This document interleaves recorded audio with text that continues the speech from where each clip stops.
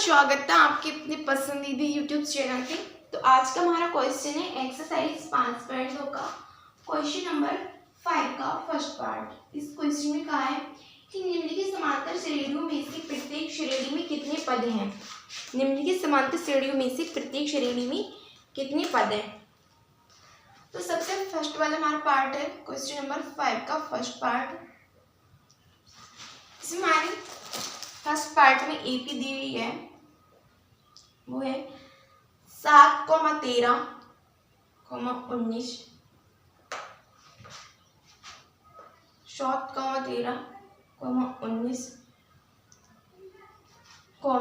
(205).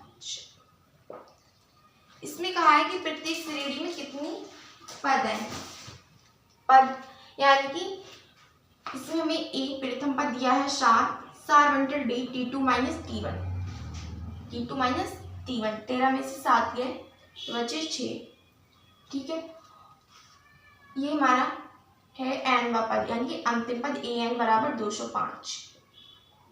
इस रीडिंग का है कि इसमें कितने पद हैं, यानी कि मैं पदों की संख्या पूछ रही है। पदों की संख्या इसमें कितने पद हैं, यानी कि पदों की संख्या हमें ज्ञात करनी है।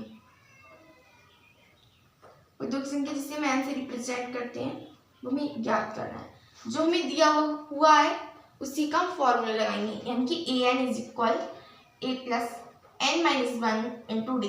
अगर हमें a की वैल्यू दी होती तो मैं यहाँ पर a की वैल्यू लगा देती।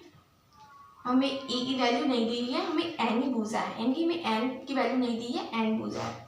तो an हमारा 205 बराबर a की वैल्यू है 7 प्लस n तो हमें निकालना है, n माइनस 1 ऐसे ही रहेगा, d की वैल्यू है हमारी 6।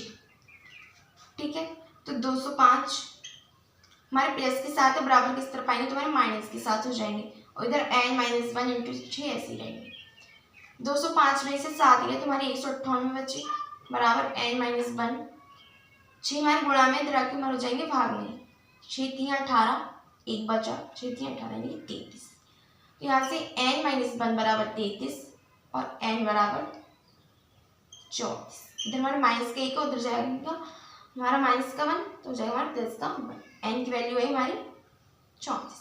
अब इस क्वेश्चन में कहा था कि समांतर श्रेणी में कितने पद हैं, तो लिखेंगे अतः हमारे समांतर श्रेणी में 34 पद हैं, यानी कि n की वैल्यू है हमारी 34 है। ठीक है।